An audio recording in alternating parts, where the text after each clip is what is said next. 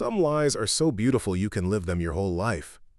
But what happens when the truth arrives on the wind, smelling of gunpowder and betrayal? How much of a lie can a boy live before it becomes his truth? Dustin didn't know. He only knew the truth he had. It was in the hard, cracked leather of his father's hands, the lines etched by sun and wind and work. It was in the scent of his mother's baking bread, warm and earthy. It was in the steady rhythm of their lives, rising with the sun, sleeping under the great, quiet expanse of the stars. It was a good life, a simple life, tucked away in a valley that seemed to hold its breath. Dustin was 13. He was all legs and elbows, a boy stretching towards something he couldn't name. He knew the name of every star in the night sky and the best fishing spots along the river. He knew how to mend a fence and how to calm a skittish horse. He knew the quiet of the morning and the roar of the river in a storm. He also knew his parents weren't his real parents. The knowledge was a small, smooth stone in his pocket, something he carried and turned over in his mind when no one was looking. It didn't sting, not anymore. He had been so young when they found him, a baby wrapped in a tattered blanket, left on their doorstep. They had raised him as their own, and for all he knew, they were. The air grew heavy as the sun began its descent, bleeding color across the sky.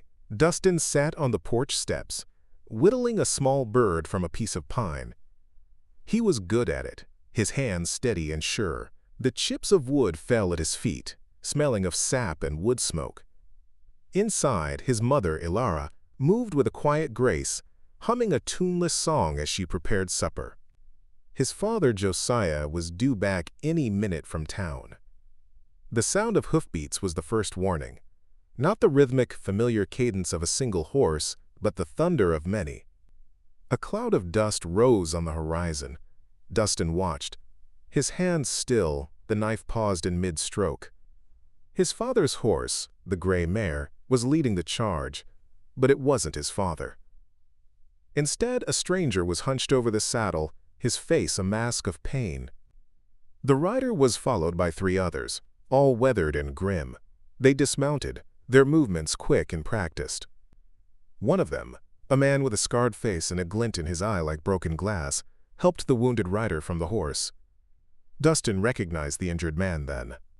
It was his father's brother, Caleb, though he hadn't seen him in years.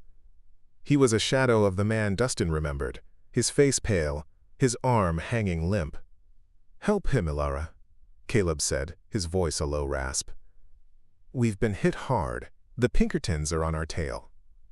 Ilara's face, which had been warm and soft moments before, hardened into a mask of stone.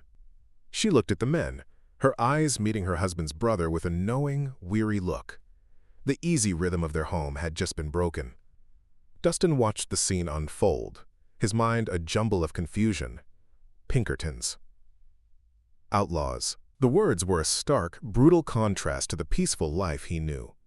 "We need to go, Josiah," the scarred man said, his eyes scanning the horizon. "They'll be here by morning." Josiah appeared in the doorway, his face a grim line. He had been home for some time, Dustin realized, but had stayed hidden. He had heard the commotion and had been preparing for this. He looked at his son, his eyes filled with a grief Dustin didn't understand. "Not yet." "Get your things, son," Josiah said, his voice low and strained. "We have to leave." Dustin stood, the pine bird forgotten on the steps. He looked from his father to the men in the yard. They were all hard-eyed, their faces worn by a life he couldn't comprehend. The pieces began to fall into place. Not gently, but with a sharp, sickening thud. The sudden trips his father took, the locked chest in the barn, the way his parents' eyes would darken when the subject of the outside world came up. It wasn't just simple living. It was a hiding, a slow, deliberate fade from the world. He followed his mother into the house. She was moving with a frantic, silent urgency, stuffing food into sacks, wrapping blankets in oilcloth. She didn't look at him. She was a different woman now, her movements sharp, her eyes a wild, desperate gray. She was no longer Ilara, the gentle mother, but something else. Something forged in fire and shadow. The night passed in a blur of motion and silence. Dustin helped load the horses, his heart a hollow ache in his chest. He didn't ask questions. He didn't dare. The truth was too big, too sharp. He mounted his horse, a small pony he'd had since he was a boy, and looked back at the home he had always known. The house was a dark silhouette against the pale moon. It seemed to him a hollow shell, a beautiful lie. The days that followed were a blur of dust and silence. They rode hard, stopping only for a few hours of sleep. The men talked in low whispers, their voices like gravel. They spoke of a train robbery, of a Pinkerton agent named Blackwood, who was relentless in his pursuit. Dustin listened, his heart a cold knot. His father, the man who had taught him how to read the stars and bait a hook, was an outlaw. The thought was a raw, visceral wound. He watched his father from a distance, a chasm growing between them. The man he knew, the one who would sit with him on the porch and tell him stories, was gone. In his place was a stranger, a man with a hard-set jaw and eyes that were always searching the horizon. He was the leader now, the quiet authority among men who lived outside the law. They reached a secluded canyon a week later. The air was cool and still, the walls of the canyon a deep red. It was a beautiful place, but it felt to Dustin like a cage. They made camp, and the men finally relaxed, their shoulders slumping with the weight of exhaustion. "He's got a bullet in him, Josiah," the scarred man, whose name was Silas, said. "Caleb needs a doctor. Pinkertons will track us if we go to town." Josiah looked at his brother, then at his son. A decision was made in that silent moment. "I'll go," Dustin said, his voice quiet but firm. Josiah's eyes widened. "Dustin, no, it's too dangerous. I can do it. I can get what we need and be back before sunup." "No one will know," Dustin said. He didn't know where the courage came from, only that he needed to do something. He needed to prove to his father and to himself that he was more than just a boy. He was a part of this now, a part of their lie. Josiah looked at him for a long, quiet moment. He saw not a boy, but a young man standing before him, his face set with a newfound resolve. He saw himself in his son's eyes, the same quiet fire. "All right," Josiah said, a reluctant acceptance in his voice. "But you go alone. You get what we need and you come straight back. You don't talk to anyone. You don't look at anyone. You're a ghost, do you hear me?" Dustin nodded. His heart was pounding. He was about to enter the world he had only heard about, the world of law and justice and punishment. He was about to betray it. He rode into the town of Redemption under the cover of darkness. The town was a small, quiet place, the buildings silhouetted against the pale light of the moon. He found the doctor's office, a small shack at the edge of town. He tied his horse to the hitching post and crept towards the door. The sound of his own breathing seemed to echo in the stillness. A light was on inside. Dustin hesitated, his hand on the doorknob. He was a boy, not a thief. He felt the weight of his father's choices, heavy on his shoulders. This was a turning point. He could turn back, or he could walk through that door and become a part of the darkness. He pushed the door open. The doctor, a kind-faced old man with a shock of white hair, was startled. "Boy, what are you doing out at this hour?" Dustin froze. He had no plan, no words to explain his presence. He had only the truth. A half-truth. My father is sick," he stammered, his voice a whisper. "He needs medicine." The doctor's eyes narrowed. "Where is he?"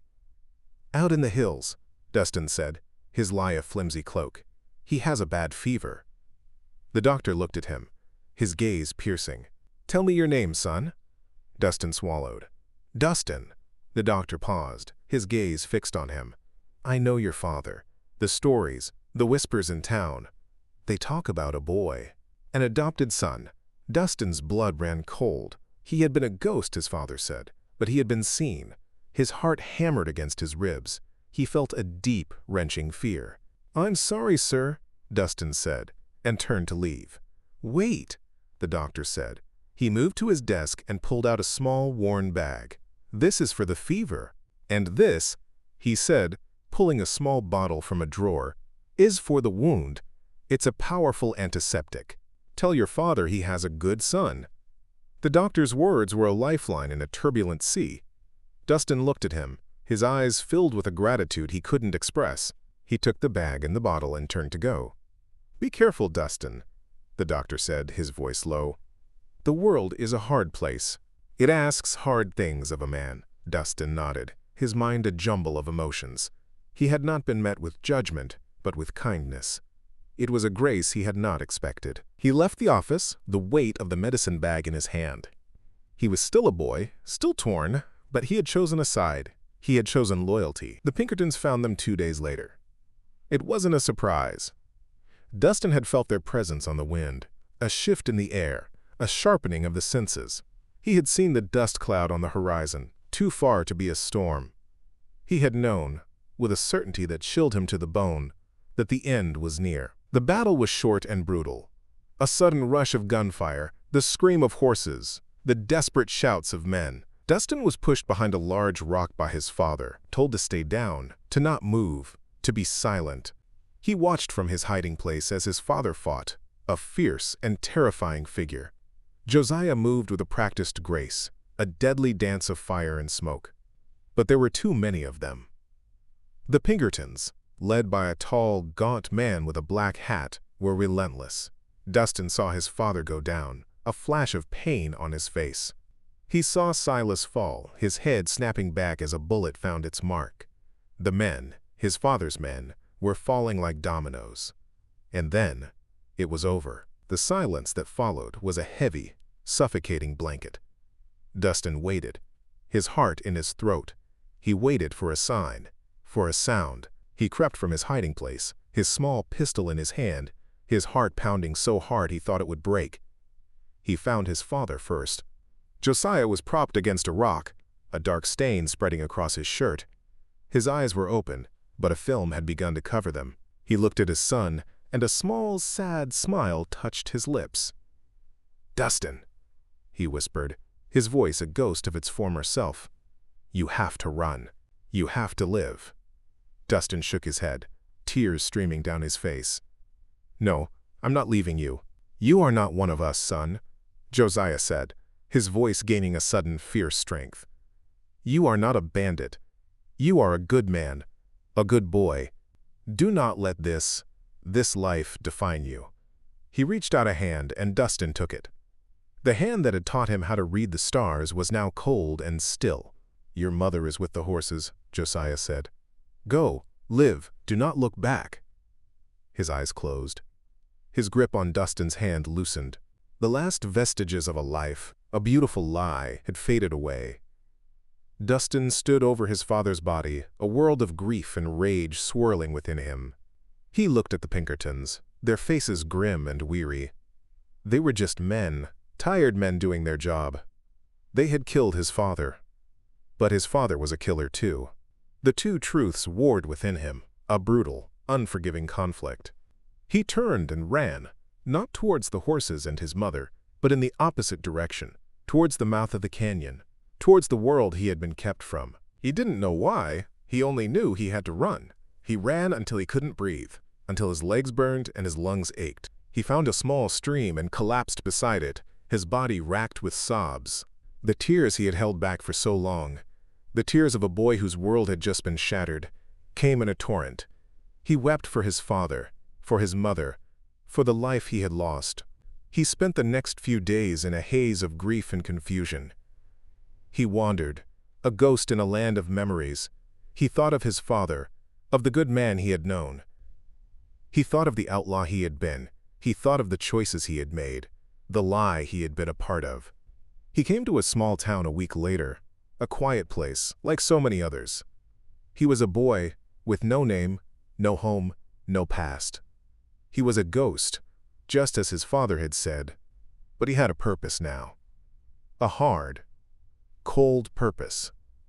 He saw a wanted poster on a wall outside the sheriff's office. It was old and faded, but he recognized the man in the drawing. It was Silas. The reward was large. He walked into the office. The sheriff was a young man, his face kind and tired. He looked at the boy standing before him, his clothes torn and covered in dust, his face smudged with dirt and tears. "Son, are you lost?" the sheriff asked. Dustin looked at the sheriff, then back at the wanted poster. He had a choice to make. He could turn his back on the men he had known, on the life he had lived. He could betray the memory of his father, or he could choose a different path. a harder path. "I know them," Dustin said, his voice quiet but steady. "I know where they hide." The sheriff's eyes widened. "The Dalton gang?" Dustin nodded. "Yes." "How do you know them?" The sheriff asked, his voice now a low growl of suspicion. They are my family," Dustin said. The words were a hard, brutal truth. They tasted of ash. The sheriff looked at the boy, his gaze a mixture of suspicion and pity. He looked at the boy's hands, the scarred, hard hands of a man who had worked the land.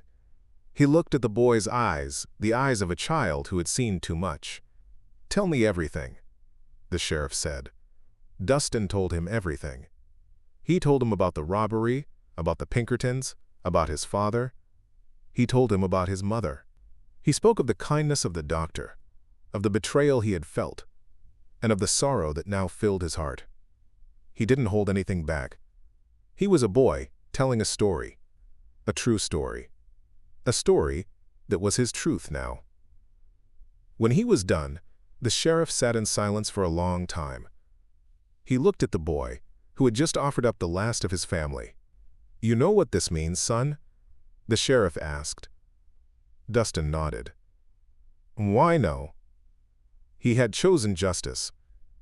He had chosen to betray the family that had raised him, the family that had loved him. He had chosen to be a good man, as his father had told him to be. It was a hard, terrible choice.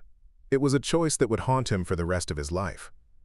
But it was his choice. It was his truth. He walked out of the sheriff's office a free man, but a man alone. The sky was a pale blue, the sun a warm, comforting presence. He looked at the world with new eyes. He was no longer a boy living a lie. He was a man with a choice to make. And he had made it. He had chosen the light. He had chosen to be good. He had chosen to live. The future was unwritten, but for the first time in his life it was truly his to write. He was a son, and he was a witness. He was a boy who had lived in the shadows and had chosen to walk in the sun. If you enjoyed this incredible tale from the frontier, make sure to subscribe to our channel for more amazing stories from the American West. Click on the video on the screen for another tale we think you will love.